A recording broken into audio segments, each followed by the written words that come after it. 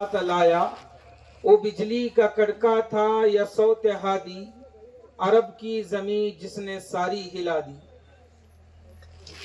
मेरे मुअज़्ज़ज़ व मुकर्रम दूर दराज से तशरीफ लाए हुए मेहमानान इज़ाम, इसी तरह पर्दा नशीन मेरी माँ और बहनों, आज की ये मजलिस बड़ी मुख्तसर सी मजलिस है, लेकिन अल्लाह रब्बुल इज़्ज़त के नज़दीक इसका बड़ा मकाम है, बड़ा ओहदा है, बड़ा मनसब है। आज की ये जो मजलिस मुनाकिद की गई है वो कुरान मजीद के ख़त्म कुरान पर की गई है। ये ख़त्म कुरान पाक की मजलिस है, बड़ी बाबरकतों वाली। दुनिया में बहुत सी मजलिसें होती हैं, बहुत से जलसे होते हैं, बहुत से लोग कई कई जगह पर जमा हो जाते हैं, लेकिन वो तमाम लोग जो जमा होते हैं उन पर अल्लाह के कोई वादे नहीं हैं। लेकिन इन मजलिसों और इन जलसों पर अल्लाह के वादे हैं।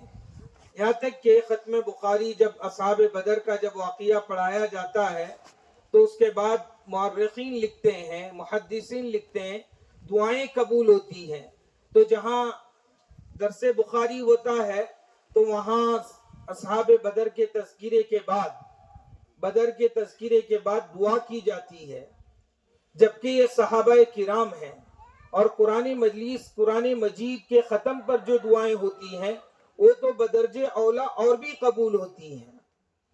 तो इतने सारे लोग जो आए हैं, एक मकसद लेकर आए हैं कि आज हम जाएंगे, ख़त्म कुरान की मजलिस होगी, दुआएं होंगी, दुआ करेंगे, अल्लाह हमारे इरादे मुरादे पूरे करेंगे। इस उम्मीद के साथ आए हैं और कुरान की मोहब्बत में आए हैं। तो इंशाअल्लाह अल्लाह के ज़ात से उम्मीद है कि हमारा यहाँ आना, इस मजलिस में बैठना, बच्चों की प्रोग्राम को सुनना, ख़त्म कुरान मजलिस को, ख़त्म कुरान पाक की मजलिस को देखना, ये सारा का सारा अल्लाह की यहाँ इनाम की चीज़ है, अजर की चीज़ है, जो अल्लाह हमें इनाम देंगे, अजर देंगे। बच्चों को इनाम मिल रहा था, आप देख रहे थे, वो बच्चों की अपनी मेहनत थी, ये दुनियावी इनाम था। कुरान मजीद के पढ़ने वाले के लिए अल्लाह के यहाँ जो अजर है वो अल्लाह के नबी पाक जनाब मुहम्मदुर रसूलुल्लाह सल्लल्लाहु अलैहि वसल्लम फरमाते हैं, कल कयामत के दिन कुरान मजीद के पढ़ने वाले को जहाँ कोई साया नहीं होगा, सूरज एक बालिश्त ऊपर रहेगा, आज सूरज करोड़ों मील ऊपर है, इतनी गर्मी होती है गर्मियों में। तो उस जमाने में जब वो कयामत आएगी तो सूरज एक बालिश्त नीचे होगा, साया कोई नहीं होगा, सारे घर टूट चुके होंगे, कोई जगह नहीं होगी, सिर्फ एक जगह रहेगी, वो अल्लाह का अर्श रहेगा। अल्लाह के नबी फरमाते हैं, कुरान मजीद पढ़ने वालों से, कुरान मजीद से मोहब्बत करने वाले, कुरान की तालीम को फरोग देने वाले, कुरान की तालीम को आम करने वालों को कल कयामत के दिन अल्लाह ताला उस अर्श के साए के नीचे जगह दे देंगे। ये तो दुनिया खत्म हो जाएगी और अल्लाह ताला कल कयामत के दिन जो दुनिया में कुरान पढ़ेगा उसको कैसे पहचानेंगे? कहा कि उसके मुंह से मुश्क अंबर की खुशबू आएगी। अल्लाह का एहसान है कि आज हमारे बच्चों ने कुरान मजीद को पढ़ा, कुरान को सीख रहे हैं, कुरान की तालीम को अपने सीने में महफूज कर रहे हैं। अभी हाफिज साहब ऐलान कर रहे थे कि वो बच्चियां हिफ्ज करना चाहती हैं, अल्लाह करे कि उनका हिफ्ज भी पूरा हो जाए। हाफिज कुरान के जो मकामात, हाफिज कुरान को जो इनामात, कल कयामत के दिन आता है कि अल्लाह फरमाएंगे कि पढ़ता जा, जन्नत के दर्जे चढ़ता जा। जिस तरह दुनिया में कुरान को ठहर ठहर कर पढ़ता था, इसी तरह यहाँ कुरान को पढ़। एक कुरान की आयत खत्म, एक दर्जा बढ़ गया, एक आयत खत्म, एक दर्जा बढ़ गया। कुरान जितना ये पढ़ेगा अल्लाह जन्नत के उतने दर्जे उसके बुलंद कर देंगे। ये दुनियावी तालीमें तो मिलती रहती हैं, लेकिन ऐसे जगह पर जहां चंद मकानात हैं, यहाँ के लोगों ने मेहनत की, यहाँ उस्ताद आकर पढ़ाते रहे, उन बच्चों को तालीम देते रहे, बच्चियां घरों में पढ़ती रही, आज कुरान मजीद खत्म की है। ये मत सोचो कि एक छोटी सी मजलिस है, अल्लाह की नजरों में ये मजलिस बहुत बड़ी मजलिस है।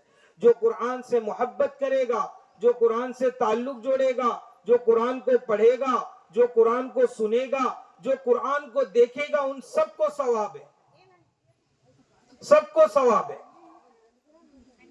ہمارے استاذ محترم قاری احمد اللہ صاحب بھاگلپوری نور اللہ مرقدہ ایک مرتبہ بیان کر رہے تھے، فرمانے لگے کہ ایک شخص تھا جس کو قرآن پڑھنا نہیں آتا تھا۔ کیا نہیں آتا تھا؟ قرآن پڑھنا نہیں آتا تھا، اور سیکھنے کی طاقت بھی نہیں تھی، وقت بھی نہیں تھا، کام کی مشغولی، غربت کا زمانہ، غربت تھی۔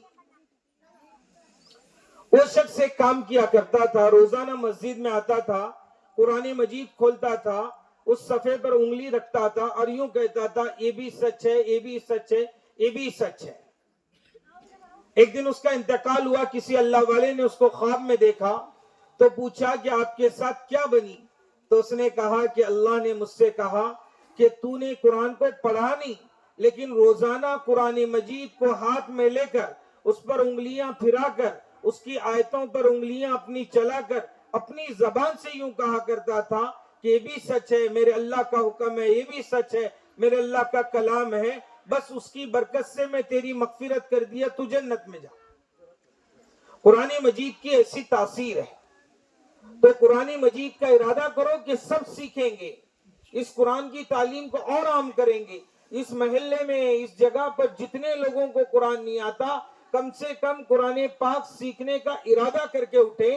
حضرت مولانا شیخ زکریا نور اللہ مرقدہ نے اپنی کتاب فضائل اعمال کے اندر ایک حدیث بیان کی ہے، اور وہاں لکھا ہے کہ جو آدمی قرآن مجید کے سیکھنے کا ارادہ کر لے اور حافظ قرآن بننے کا ارادہ کر لے اور اس کے ساتھ کوشش کرنے لگ جائے اور اس کی موت آ جائے، اس نے قرآن سیکھا نہیں، حافظ بنا نہیں، لیکن موت آ گئی، لیکن ارادہ پختہ تھا، کوشش کرتا تھا، روزانہ بیٹھ کر کچھ یاد کرنے کی کوشش کرتا تھا، حضرت لکھتے ہیں کہ کل قیامت کے دن اللہ تعالیٰ اس کوشش کرنے والے کو حفاظ کی صفوں میں کھڑا کر دیں گے، اس کی نیت اور اس کی کوشش کی بدولت۔ تو کریں گے نا سب انشاءاللہ؟ سب کوشش کریں گے کہ قرآن ہم سیکھیں گے، ہر حال میں ہمارا مکتب بند نہ ہو، اس کی کوشش کرو۔ علی میاں ندوی نور اللہ مرقدہ فرماتے ہیں کہ اپنے بچوں کی تعلیم پر ایسے خرچ کرو کہ اگر بچوں کو ایک وقت کپڑے پہننے نہ ملے تو حرج نہیں، لیکن تعلیم نہ دینا ساری زندگی ننگا رکھنے کے برابر ہے۔ بچوں کو بھوک لگ رہی ہے اور ایک طرف تعلیم کی ضرورت ہے، بچہ ایک طرف چاکلیٹ مانگ رہا ہے اور ایک طرف پین لینے کی ضرورت ہے، تو کہا کہ چاکلیٹ کو مارو گولی اور لے لو اس کے ہاتھ میں قلم دو۔ اگر آج اس نے اپنے کھانے کی قربانی دے دی تو یہ قلم ساری زندگی اس کو اچھا سے اچھا کھانا کھلوائے گا۔ اور اگر ہم نے بچپن میں تعلیم پر خرچ نہیں کیا، بچوں کی خواہشات پر خرچ کیا، بچوں کی ضروریات پہ خرچ کیا، تو یہ بچے ساری زندگی کے لیے بھوکے رہیں گے، ساری زندگی پیاسے رہیں گے، ساری زندگی پیاس اٹھائیں گے۔ اس لیے اپنی بچوں کی تعلیم، اب آپ یہ پوچھیں گے کہ تعلیم دنیاوی دینی ہے دینی دینی ہے، تو میں آپ سے کہوں گا کہ تعلیم دونوں دینا ضروری ہے۔ اسکول کی تعلیم بھی ضروری ہے اور مدرسے کی، مکتب کی تعلیم، قرآن مجید کی تعلیم بھی۔ اس زمانے میں اپنے بچوں کی ایمان کی، اپنے بچوں کے اسلام کی، اپنے بچوں کی توحید اور رسالت کی تعلیم کو محفوظ کرنا اس زمانے میں بہت زیادہ ضروری ہے، اور بقدر ضرورت دینی تعلیم کا حاصل کرنا فرض عین ہے، فرض کفایہ بھی نہیں ہے، ہر ایک کو حاصل کرنا فرض عین ہے۔ ضرورت کا علم، جیسے آج ایک چھوٹی سی بچی یہاں کر کے کھڑی ہوئی، اس نے وضو کے 4 فرائض سنا دیے، سنائے ارے سنے کہ نہیں آپ نے؟ اگر میں آپ سے پوچھوں کہ کوئی آپ میں سے اٹھ کر آئیں، 4 وضو کے فرائض بتا دیں، غسل کے فرائض بتا دیں، تو بتا سکتے ہم لوگ؟ نہیں بتا سکتے۔ افسوس کی بات، تو اللہ کا شکر بھی ہے، افسوس کی بات یہ بتا رہا ہوں کہ ہمارے قریوں میں، ہمارے کھیڑوں میں ہمارا جبکہ یہ تعلقہ آپ جانتے ہیں اتنی تعلقہ پورے ضلع کے اندر دینداری میں سب سے زیادہ مانا جاتا ہے نا حافظ پورے ضلع میں دعوت و تبلیغ کے اعتبار سے دینی اداروں کے اعتبار سے اور ہماری یہی اصلاح البنات اتنا بڑا ادارہ آدھے کرناٹک میں سب سے بڑا ادارہ مانا جاتا ہے اس کے باوجود آج بھی بے دینی کا حال یہ ہے کہ ایک مرتبہ میں ایک نکاح میں پہنچا تو دلہے کو آنگ نہلا رہے تھے میں نے کہا آنگ نہا کر آیا اس نے کہا جی میں نے کہا بھائی آنگ نہانے کے غسل کرنے کے آپ کو فرائض معلوم ہے اس نے کہا کہ فرائض کیا ہوتے ہیں آج کی بے دینی بتا رہا ہوں جب تک فرائض کو انجام نہیں دے گا انسان پاک نہیں ہوتا اللہ نہ کرے اس بغیر پاکی کے اندر موت آ گئی تو اللہ کے کیا جواب دیں گے آج میں نوجوان 25 سال کا نوجوان اس نوجوان سے میں نے پوچھا کہ بھائی تجھے فرائض آتے ہو کہتے نہیں آتا تو 25 سالوں میں یہ والدین کی ذمہ داری ہے کہ 25 سالوں میں پاک ہونے کا طریقہ تک اس کو نہیں آیا تو وضو کہاں سے آئے گا سوال ہی نہیں پیدا ہوتا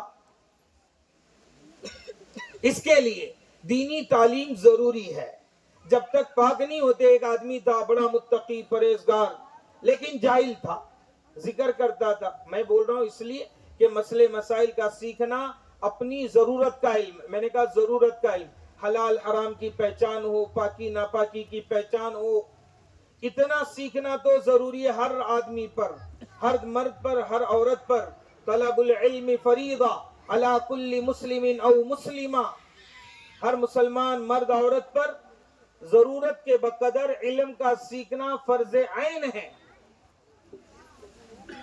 تو وہ ان فرائض کو نہیں سیکھ کر اگر وہ دنیا سے چلا گیا تو اللہ پاک کی یہاں کیا جواب دے گا اس کے لیے ہمارے ان قریوں کے اندر جو محنت ہو رہی ہے اللہ کا شکر مانے احسان مانے کہ ہمارے علماء اور حفاظ بیچارے قربانیاں دے کر آتے ہیں اور وقت پر پڑھاتے ہیں تو آپ کی کیا ذمہ داری ہے آج ہمارے یہاں ایک سسٹم چلا ہے چند دن پہلے مجھے ایک کال آئی کہنے لگے ہمارے امام صاحب کو 5 سال ہو گئے پڑھاتے پڑھاتے بس ہم دوسرا نیا امام دیکھنا چاہتے ہیں میں نے کہا کیوں کہنے لگے مولانا بس نہ پرانے ہو گئے اب نکالنا چاہتے ہیں میں نے کہا کیا وجہ بولے کوئی وجہ نہیں ہے بس نکال کر نیا مٹیریل لانا چاہتے ہیں ارے ملنا مشکل ہے ابھی 2-4 دن پہلے ایک جگہ سے ایک امام صاحب نے استعفیٰ دیا ہے چھوڑ دیا کنٹینیو فون آ رہے ہیں کہ کوئی امام ہے کوئی ملنے کے لیے تیار نہیں ہے جو لوگ آپ کے پڑھا رہے ہیں ان کی قدر کریں ورنہ یہ بھی دین ہاتھ سے چلا جائے گا 20-25 دن ہو گئے وہاں بچوں کی تعلیم رک گئی ہے 20-25 دن ہو گئے بچے مکتب چھوڑ چکے ہیں 20-25 دن ہوئے مصلی پر کھڑے رہنے والا کوئی نہیں ہے تو آپ لوگ اپنے اماموں کی علماء اور حفاظ کی جو آپ کے یہاں جیسی بھی خدمت کر رہے ہیں میں کہتا ہوں کہ ان کو آپ قبول کر لیں بس جو ذمہ داری اللہ نے ہمیں دی تھی وہ بیچارے یہ لوگ اٹھا رہے ہیں کل قیامت کے دن حافظ صاحب سے نہیں پوچھے گا اللہ کہ میں نے جو ہے بچے دیے تھے اور تم نے ان بچوں کو جو ہے کلمہ کیوں نہیں سکھایا وہ تو باپ سے پوچھیں گے وہ تو ماں سے پوچھیں گے کل قیامت کے دن اللہ تعالیٰ ماں باپ سے پوچھیں گے میں نے اولاد دیا تھا تو نے کیا سکھایا میں نے اولاد دیا تھا تو نے کیا دین کی تعلیم دی میں نے اولاد دیا تھا تو نے اپنے بچے کو میرا کتنا تعارف کرایا یہ تو احسان ہے کہ بیچارے صبح ٹھنڈی میں گرمی میں بارش میں موسم میں کیچڑ میں آتے ہیں پڑھاتے ہیں چلے جاتے ہیں کبھی چھٹی نہیں ناگا نہیں آ رہے ہیں فکر کر رہے ہیں کس کے بچوں کو میرے بچوں کو اب میری ذمہ داری بنتی ہے کہ میں ان کی فکر کروں جو ہمارے بچوں کی فکر کر رہے ہیں ہم کیا کریں ان کی فکر کریں ان کا مالی تعاون کریں ان کو جو ہے خرچ دیں اور ان کے آنے جانے کا خرچ اٹھائیں ہماری یہاں ایک نیا سسٹم ابھی میں پڑھ رہا تھا جرمنی کے اندر اساتذہ کی تنخواہ ملک میں سب سے زیادہ ہے کس کی تنخواہ بھائی ارے سمجھ رہے ہیں کہ نہیں سمجھ رہے ہیں ارے بولو سمجھ رہے ہیں کہ نہیں ضرور والو ہاں پڑھانے والوں کو ماسٹر کو استاذ کو ملک کے اندر جج سے زیادہ وکیل سے زیادہ ڈاکٹروں سے زیادہ प्रोफेसरों से ज्यादा पेमेंट किसको दे रहे हैं? अरे बोले किसको? पढ़ाने वाले असातिज़ा को। तो वहां के मुल्क के लोगों ने हमारे जैसे मुल्कों को देखा होगा, जहां के जज की लाख 2 लाख पे, एमएलए की लाख 2 लाख तनख्वाह, और उस्ताद की तो क्या है, अभी मकतब के उस्तादों का तो तज़किरा ही नहीं, बेचारे ये तो 3-4 हजार रुपए में पढ़ा रहे होते हैं। तो उन्होंने स्ट्राइक किया कि भाई हमारी तनख्वाह उनके बराबर कर दी जाए। क्या कर दी जाए? हमारी पेमेंट उनके बराबर कर दी जाए। ये स्ट्राइक किया उन्होंने। तो स्ट्राइक करने के बाद वहां की हुकूमत ने और वहां के प्रधानमंत्री ने जवाब देते हुए कहा कि मैं तुम तमाम को उनके बराबर नहीं कर सकता, इसलिए कि तुमको इस मकाम पर उन्होंने पहुंचाया। तुम जिस मकाम पर बैठे हो वो मकाम पर तुम्हारे उस्तादों ने तुमको पहुंचाया है, इसलिए मैं उनके बराबर तुमको तनख्वाह नहीं दे सकता। तो इसके लिए हम अपने असातिज़ा की कदर करेंगे ना इंशाअल्लाह। आवाज नहीं आती यार, भूख लगी है तो बोलो, अपन खत्म कर बोलो इंशाअल्लाह करेंगे। नहीं, बच्चों की नहीं, बड़ों की आवाज चाहिए। बोलो करेंगे ना इंशाअल्लाह। हाँ, मकतब के ऊपर मेहनत, मकतब की तालीम पर मेहनत, मकतब की जरूरियात, अगर उनको डेस्क की जरूरत है डेस्क का इंतजाम करो, गद्दे की जरूरत है गद्दे का इंतजाम करो, अगर उनके यहाँ कुरान की जरूरत है कुरान का इंतजाम करो। करेंगे? बहुत आहिस्ता बोलते हैं यार जरूर वाले, बोलो इंशाअल्लाह। हाँ, तो इसके लिए मेहनत जरूरी है, इसके लिए फिक्रें जरूरी हैं। अब तक जो आपका मकतब चला माशाअल्लाह बहुत खुशी हुई, आपके बच्चों ने यहाँ खड़े रहकर बेहतरीन अंदाज में सुनाया, बोला, याद किया, देखा, आपने पढ़ा, सुना, तो ये सारी चीजें हो गई हैं। अब तुम्हारी जिम्मेदारी बनती है कि मकतब को और ज्यादा तवज्जो देकर इम्प्रूवमेंट करो, उसको ज्यादा बढ़ाओ, उसकी तरफ तवज्जो दो। अल्लाह अमल की तौफीक नसीब फरमाए। करेंगे ना इंशाअल्लाह। ज्यादा औरतें अपनी जबान की वजह से जाएंगी। कई की वजह से जाएंगी? औरतें जहन्नम में सबसे ज्यादा अपनी जबान की वजह से जाएंगी, लेकिन ये कहीं जबानी नहीं बंद करती हैं। और मर्द जाएंगे आंखों की वजह से, बदनजरी की वजह से, क्योंकि इन्होंने आंखें कांच नहीं बंद करते। अल्लाह हमारी हिफाजत फरमाए। मैं यहाँ की औरतों से दरखास्त करता हूँ कि आप अपने बच्चों को मकतब का यहाँ का जो भी वक्त है उस वक्त में पाबंदी के साथ भेजेंगे ना इंशाअल्लाह। हाँ, और उसकी फिक्र बाप भी करें। आज हमारे यहाँ कैसा है मालूम, सुबह बाप निकला तो शाम को इन्हें बच्चे क्या करें आगो पूछता नहीं, रोजाना घर में आने के बाद बच्चों गया, इतनी जवाबदारी है। शेख जकरिया रहमतुल्लाह अलैह इतने जो बड़े बने हैं ना, सारी दुनिया उनकी किताब पढ़ करके, दुनिया के लाखों करोड़ों लोग सिर्फ किताब पढ़ करके हिदायत पाए। शराबी शराब छोड़ा, जिना करने वाला जिना छोड़ा, बदकारी करने वाला बदकारी छोड़ा, और हरामकारियां करने वाला हरामकारियां छोड़ा। फजाइल आमाल पढ़कर, क्या पढ़कर भाई? अरे क्या पढ़कर? फजाइल आमाल होती है ना अपनी मस्जिदों में तालीम फजाइल आमाल की। शेख जकरिया इतने बड़े बने कैसा? तो उनके वालिद मोहतरम शेख याहिया के बारे में लिखते हैं कि जब तक ये बड़े नहीं हुए तो उनके वालिद साहब उनको छोड़कर कहीं सफर भी नहीं करते थे।